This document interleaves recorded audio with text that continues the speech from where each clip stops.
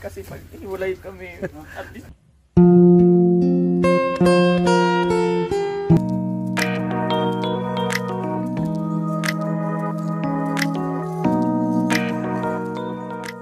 nangyari. Nagumpisa ang lahat sa pagpunta ko ng Malaybalay City, Bukidnon. Talakag. Kasi may show ako ng Malaybalay that time. So, punta ko ng Talakag, Bukidnon. Pagdating ko ng Talakag, Bukidnon, ganito ang nangyari.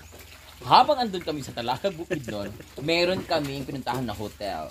And we arrived there very early. Kasama ko po si Scarlett Dark, si Gwen Kumang, at si... Wala si Scarlett.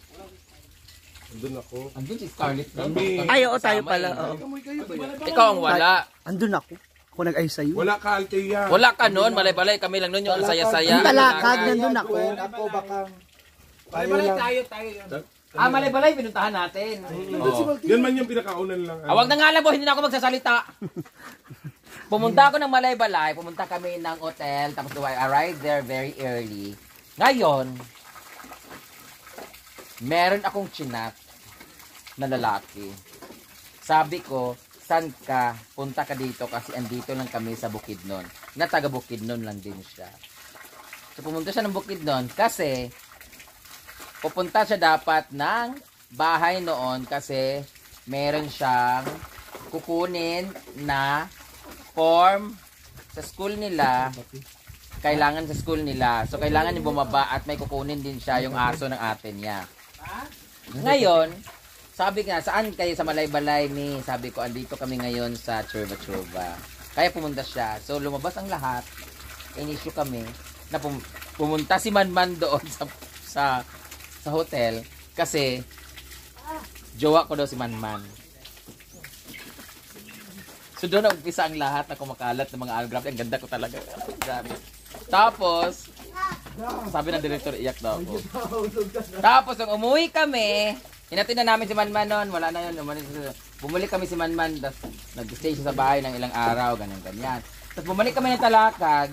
Hinatid ulit namin si Manman. So, yun yung start ng lahat. Tapos, oo. Tapos, ngayon naman, nadagdagan naman. Nandito ako ngayon, kailan ba yan? May isang araw, sa Easter Sunday, andun naman yung mga team ng taga-Bukid ko. Sinabi na naman, jowa ko na naman si Zed.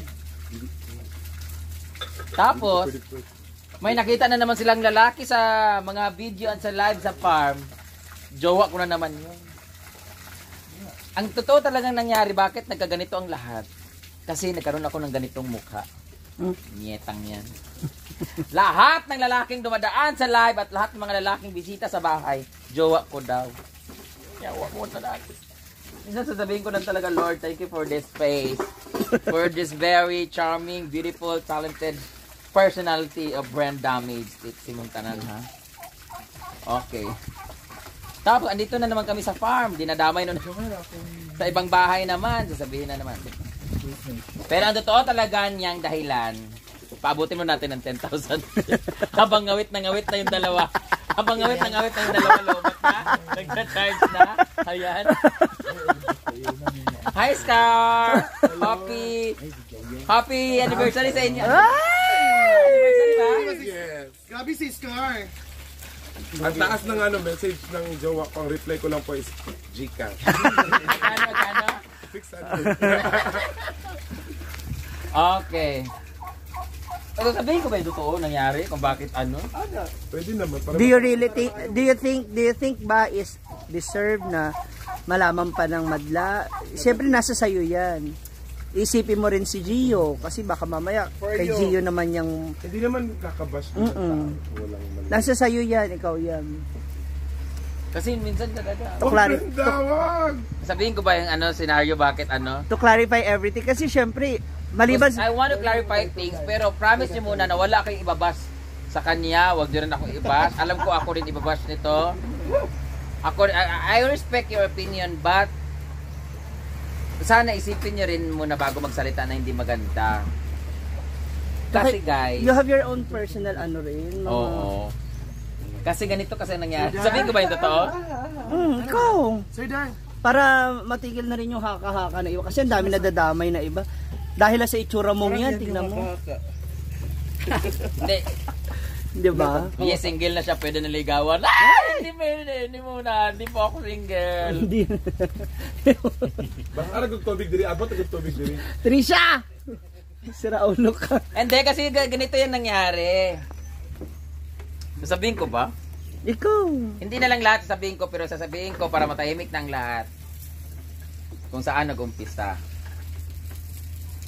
Iba ka kasi, magsalita sila na hindi maganda eh. Paabutin natin ng 20,000. Ilan na views, Day?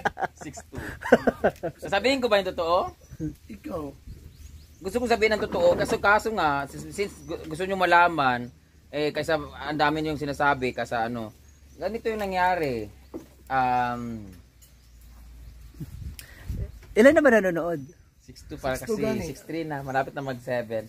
Pabutin mo na natin 7. Alam mo, magkakakulani kami rito. Kung ano nangyari sa amin, natiwalay na ba kami?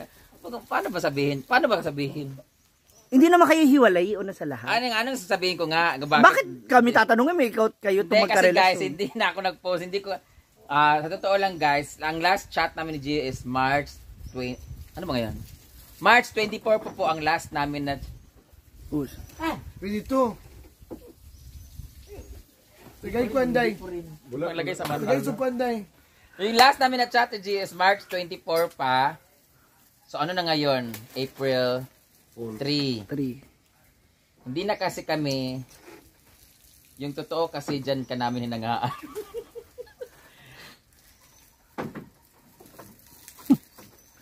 Good morning ga, nakatulog na ko gabi. Morning ga, nagkaon na.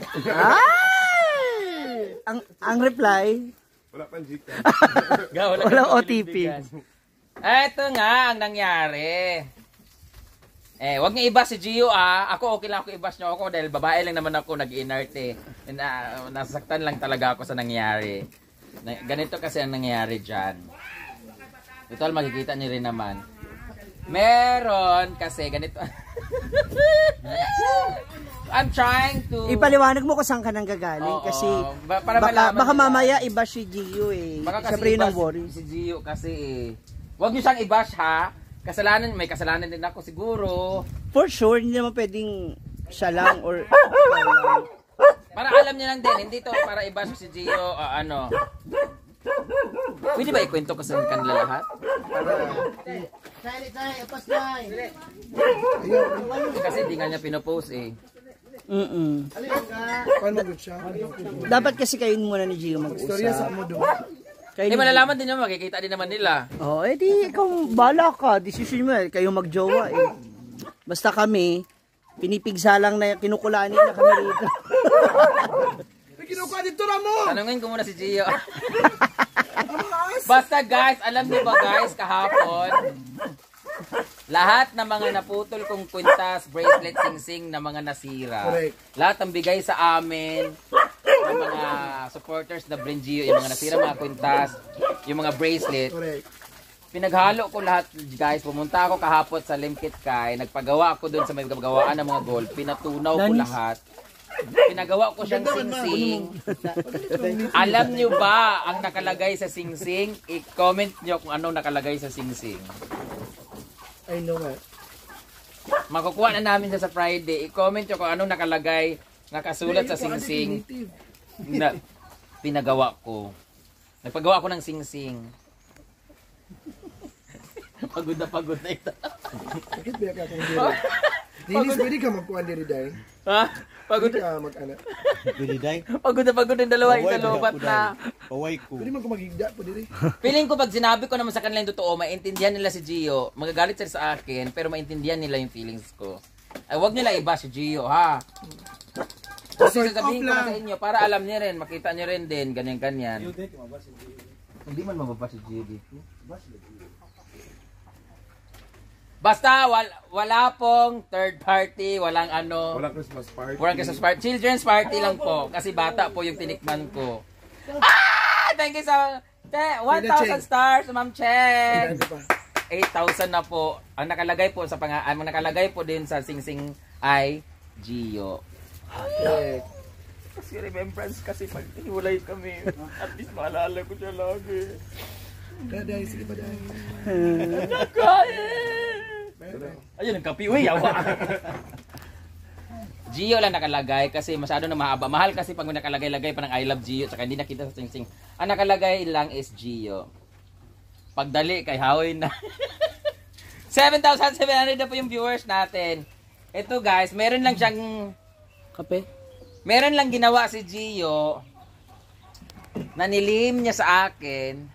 Tapos ako naman nagtampururot kasi feeling ko hindi alam mo yun, Nag-overreact. nag-overreact ako because syempre LDR kami, tas nilihim niya sa akin. Pero intentionally, hindi naman niya intentionally ilihim sa akin para mag lang ako ng hindi maganda. Nasaktan lang ako kasi mahirap naman talaga LDR kayo tapos nilihiman ka ng isang tao kung bakit na ginawa yun. Pero iba, hindi po siya naglihim ng mga babae o kung ano-ano man. Meron siyang ginawa na hindi niya sinabi sa akin, hindi para saktan ako or pag anuhan ako. Paano ba sabihin? Kaya nga, ano nga yung ginawa niya na kinatampo mo? Nagtampo. Tatay, sabihin ko na lang sa inyo. Mami, Daddy, sasabihin ko na po to ha. Pero hindi para Gio, sasabihin ko na hindi naman kami nag-uusap ni Gio. Para alam na nila. Kasi, syempre, sabihin ko na lang kaya, no? Ayaw ko nag-video sila. Nag-video kasi sila eh. Sasabihin, ipopost nila sa YouTube to eh. Ay, sa mo ka video, guys. Karon ni nga live. Let's say, ay, ugba na! Sabihin ko ba? Hindi ko naman. Para for clarification. Okay naman, clarification naman. Ganito, ganyan. Go na. Bibigyan ko kayo ng establishment. Bibigyan ko kayo ng establishment. Kaso, kulang din kasi pag nagkwento ako eh. Pag kwento kasi kulang. Kasi pag hindi nila maintindihan yung feelings ko, bakit ako... Kung saan ka nang gagaling? No.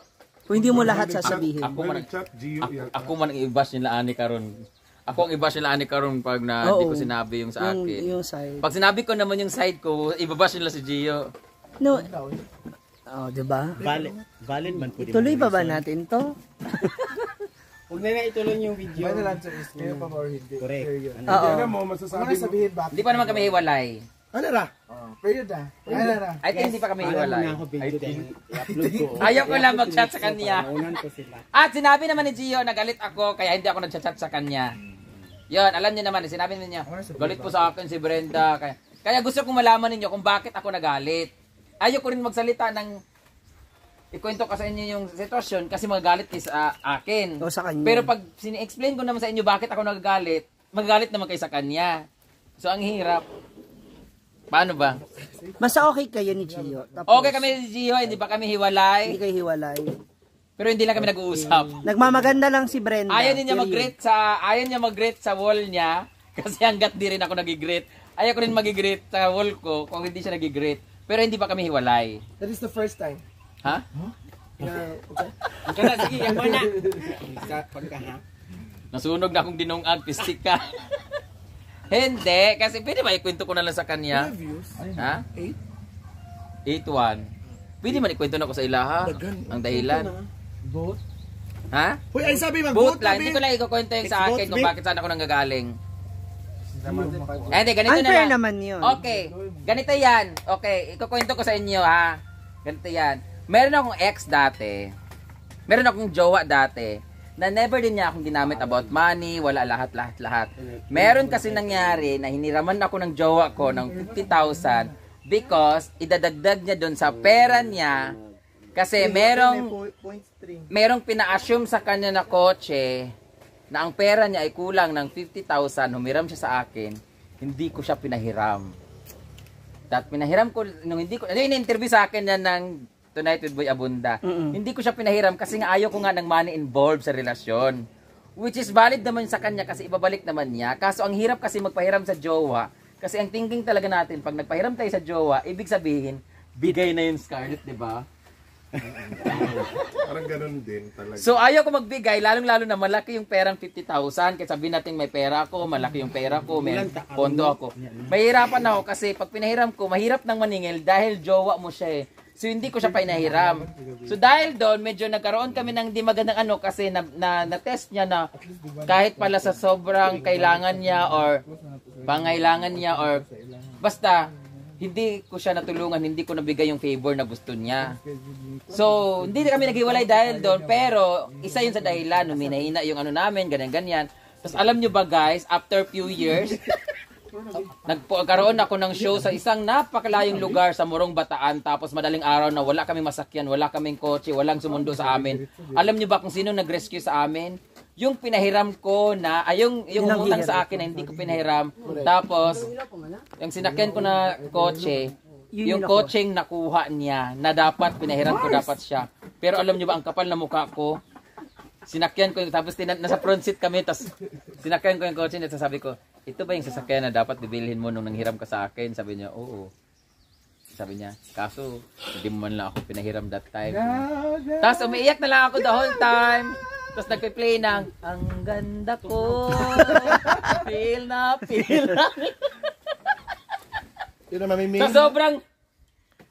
Sa sobrang ngawit na po niya guys, nangitim na po yung kilikili niya. So yun, meron akong pinanghuhugutan doon. Ngayon, last year guys, ito ganito ha. Sasabihin ko na sa inyo yung totoo para malaman din nila bakit ako nagagalit. Kasi sinabi na ni Gio na galit daw ako sa kanya. So, ganito yan. Last year, merong pera si Gio na siguro mga 200 or 250,000. O basta meron siyang pera noon. Tapos, gusto talaga ni Gio bumili ng kotse. Ngayon, nakaipon siya nung birthday niya, yung vlog niya. Siyempre, alam niyo naman pag vlogger, alam niyo naman pag ano, may mga nagbibigay sa amin pag birthday, ganito, ganyan.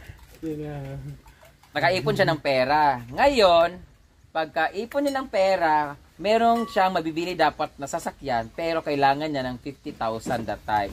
Hindi ko siya pinahiram kasi ang sabi ko sa kanya, kung gusto mong bumili ng kotse, mas maganda yung hindi galing sa hiram kasi nakaka-proud yung nakabili ka ng bagay na gusto mo dahil pinag-ipunan mo.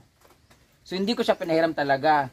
So, hindi naman siya nagalit sa akin. Pero nakikita niya, nagpapahiram ako sa mga kaibigan ko, nagpapahiram ako ng 50,000, nagpapahiram ng 30,000. Alam niya lahat ng mga lumalabas ko na pera, pinapahiram ko. So, siya, nagtatampo siya sa akin kasi hindi ko siya pinahiram na jowa ko siya, samantalang yung mga kaibigan ko, pinapahiram ko daw. So, to cut the story short, that time, meron pala siyang bubog noon, iniipon niya yon. So, nakalagay sa utak niya, okay, ayaw mo kong pahiramin, bibili na lang ako ng sarili ko, pag-ipunan ko na lang yan. So, wala akong alam dyan sa iniisip niya. Then, last month, ayun, sa isang taon o 2 taon naging kami, nag-iipon pala siya ng pera, iniipon niya ng 200,000 na pera niya sa bangko, iniipon talaga niya. Nadagdagan ng birthday niya, nadagdagan ng ganito, nadagdagan ng sahod niya, ganyan. Naipon pala niya na hindi ko alam talaga kasi hindi naman ako nakikialam ng ano niya, pera niya. So ngayon, nagulat ako, nakabili na siya ng kotse.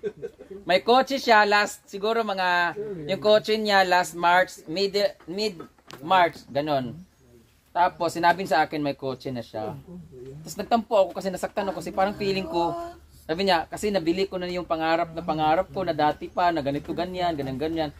So, parang nasaktan ako kasi, hindi ko alam. Alam mo yung feeling na LDR kayo, tapos ang pangarap niya kotse, tapos hindi ko alam na nakabili siya, tapos parang feeling ko hindi niya ako sinama sa pangarap niya. You get my point? Na parang, di ba ikaw, pag mahal mo yung tao, di ba? Ay, sa mo sa? Ay, kalong salita. Parang, hindi ba iniwan sa ere? Parang, meron siyang pangarap na gusto niyang bilhin o meron siyang gustong makamit, pero hindi niya ako sinama na asawa ko, malapit ako makaipon o ganito. Kasi baka mamaya, malay mo, magkano na lang kulang, baka malay magbigay na lang ako, hiramin mo na lang ito, magkano na lang, yung ganun. Pero, wala, parang feeling ko talaga na, parang nasaktan ako na parang, ano?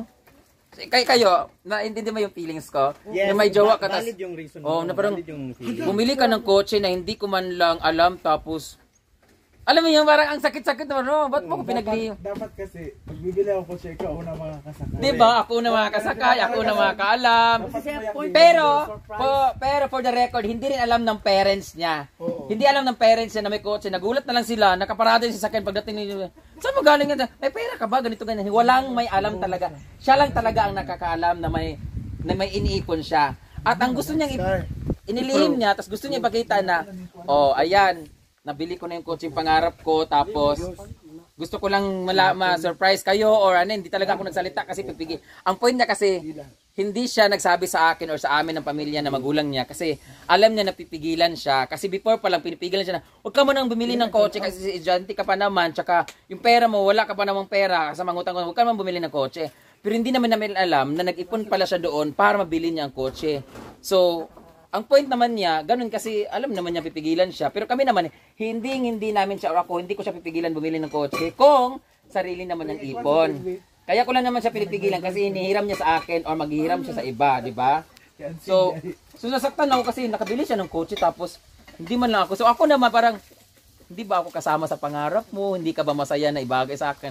So all throughout this year na kami pa, hindi ko alam na nag-iipon na pala siya. So masaya ako. Ako yung, sabi ko nga, ako yung pinakamasayang tao na pag sinabihan mo ako na nabili mo na yung pangarap mo. Pero parang hindi ba ako kasali? So yun ang dahilan ko na nasaktan ako ba? Ang arty mo, Brenda. Kaya sabi ko na sa inyo eh. Kaya, so nasaktan ako, so nagagalit siya kasi bakit daw, ba't di ka ba masaya na nabili ko yung pangarap ko, blah. Ako naman, ba't ako magiging masaya, hindi ko nga alam na bumili ka ng ganyan. So, Naging big deal nga sa'yo. tapos alam ko pa, wala siyang pera, ganyan. So, ako naman, wala kang pera, ganito, ganyan. Tapos ba't ka nakabili ng kotse? So parang nasaktan ako na ganyan. So, yun, hindi ko siya kinakausap, tapos nag-aaway kami dahil doon, bitter mo. Akala ko kung bitter. So, kaya ako nasasaktan kasi, that time kasi, lagi niyang sinasabi na wala siyang pera, na ganito, ganyan. Yung pala, nagpapanggap lang siya na walang pera kasi para hindi ako mag-isip na meron pala siyang, hindi ko maintindihan talaga. So, all throughout this year talaga, parang feeling ko, nasaktan ako, parang so, yun, kaya hindi kami nag-uusap kasi dahil doon. Ayaw ko na ikwento yung iba basta dahil doon, yun tayo yung pinaka-punot dulo ng lahat. Bumili siya ng kotse, hindi dahil inggit ako sa kotse ha, dahil never kong dapat maging masaya ka na lang. Hindi nga eh. Okay lang man yun, madam, you must be proud of him. Hindi nga ako mga-gets kasi nga, alam mo yun, LDR na kami, ganun. Huh? Basta, Tama naman. Hindi naman sa maarte yun. Yung bang, at least man lang, sinabi sa'yo na, may sasabihin ako sa'yo, sorry ha kung hindi ko sinabi sa'yo to. Kasi para ano ba, alam niyo namang... Tapos meron siyang word kasi. Oo. Sabi niya, tapos kami, sabi, bakit meron siyang binitawan na word nung nagkainitan na, hindi naman sinabi nung hindi pa kami nagkainitan. Nung kainitan na kami, nung nagalit na ako, ang sabi lang niya, gusto ko lang naman patunayan sa'yo na kaya kong bilhin yung pangarap ko na kahit wala yung tulong mo. Doon ako nasaktan. Para malaman nyo lang ha. Baka sabihin nyo na nag-iinarte lang ako. Doon ako nasaktan. Kasi sinabihan niya ako na gusto ko lang naman ipatunayan sa'yo na kaya kong bilhin yung pangarap ko nang wala yung tulong mo. Hindi ko, ha? So doon nasaktan ako kasi parang na-invalidate lahat ng mga parang ayaw ko siya i-bash nyo dahil sa baka wala ungrateful naman siya. Pero yun talaga, sinabihan niya ako na ganun. Parang willing naman ako tulong pero wag ka lang umutang. Pero sabihin mo sa akin na dahil porket hindi ko umutang, sinabihan mo na ako na wala ka na itulong. So kumbaga, nabili ko sa na wala kang ambag, wala ka na itulong. So doon ako nasaktan lang. Okay. So, parang ang hirap nang sumakay sa kotse niya dahil wala akong naambag. Di ba? Parang Sharon Cuneta, I was never your partner. Parang yung ako sinabi. I'm just your wife. Huh? I was never your partner. I'm just your wife. Yung ganon. So parang nahiya na tuloy. Oh, tama naman siya, madam. Tama naman din siya talaga. Pero Okay lang siguro. meron pa akong bibitawan pero ibabash nyo na. Tama siya sa lahat na paningin nyo pero ayaw ko talaga magsalita na lang kasi baka Tama yon na pinrove niya sa sarili niya. Yes. Yung pride mo, madam, ang nasaktan. Tama naman yun na na-prove niya talaga sarili niya na kasi lahat naman kami dito eh. Pero bawa Scarlett, ikaw, wala akong nabigay sa bahay mo, ganito ganyan. Pero nakagawa ka ng bahay. Yes. So sabihin mo ba sa akin na nakagawa ko ng bahay pero walang naitulong si Brenda dito? Hindi pwede yung ganun. Kasi Diba? lahat naman, di ba, like, followers, hindi naman kami makikilala, hindi naman ako magiging Scarlett Dark kung wala si Brenda. Kung siguro lang guys, kasi nga, ang followers namin nagsimula lahat kay Brenda. So, Brenda is part of us. So, kailangan namin sabihin sa, uy Brenda, alam mo, natutuwa ako kasi nga, yung bahay namin, pumunta siya. Anong sabi ni Brenda? Uy, anong sabi niya? Ang ganda ng bahay mo. Oh my God, natuwa ako. Sabi ko, oh my God, sasabihin mo sa akin yun mismo. Sabi ko, parang, oh my God, hindi ko alam kung ano. Yun yung tinatawag na grateful and thankful. Diba? Ayaw kong sabihin siya na ungrateful siya, pero baka nasabi na niya yun kasi nga, dahil nasaktan siya, dahil like, you should be proud. Proud talaga ako, pero alam mo yun, ang hirap talaga. Tapos meron, last, pwede ba sabihin ko na lang last? Wag na lang. No. Huwag na lang, hayaan ko na lang na i-bash nyo ako or sabihin nyo na No. Hindi, para ano lang. basta yun yung ano. Yung emotion mo lang na parang na-disregard ka lang. Oo, na parang ano lang. Nabaliwala ka as partner. No, ayaw ko na magkwento. Okay na yon basta. Kasi gets mo naman na si Gio doon eh, kung bakit niya rin nasabi. Oo. Alam niya, nasabi niya yan kasi nagalit siya kasi bakit hindi ako masaya. Paano ako maging masaya? Niliin, ganyan. Sabi kasi niya, ba't ko sasabihin sa'yo? Gusto ko lang patunayan sa'yo na lintik yung mga kaibigan mo, pinapautang mo samantala ako, hindi mo ako pinahiram. Sabi ko sa sarili ko na one day, mabibili ko yung pangarap ko na hindi nawala yung tulong mo. Sabi ko naman, okay, so wala yung tulong. So hindi pala ako nakatulong. So doon ako nasaktan, kaya ako nag-inarte ngayon kasi nga. So, ayan. Valid naman yun. Bahala kayo dyan. Okay lang, magbigay kayo ng opinion pero wag niyong i-bash ha. O wag niyong i-judge kaagad yung tao kasi hindi na naman natin alam yung side niya. Basta nagtampo lang talaga ako. Nagtampo ako, nasaktan ako. Hanggang doon na lang. So parang Ang importante, kayo pa rin. Kami pa at mayroon akong pinagawa na ano. Pero malay natin, hiwalayan na niya ako after dito. So kaya nagre-ready na ako kasi sa totoo lang talaga nahihiya na, papunta ako ng Manila, 3 months ako doon. Sunduin niya ako, tapos sakay niya ako sa kotse ko, tapos sabihin niya na, sasabihin niya na, wala ka sakay ka sa kotse ko, wala kang ambag dito. Yung ganon. Pero, sa bagay, you must be proud of it. Proud ako, kasi nabili niya yung gusto niya. Pero, syempre, paano ako maging proud, hindi nga ako kasali sa... Yun nga, ano ka, yung parang kay Sharon nga, no, yung I was never your partner. I'm just your wife. Girlfriend ka lang pero hindi ka partner, hindi ka kasama. Parang ganun yung nangyari. Kaya ka may pinanggagalingan. But that doesn't mean na nabawasan yung love. Sila ba inang magtaon niya? 2 years.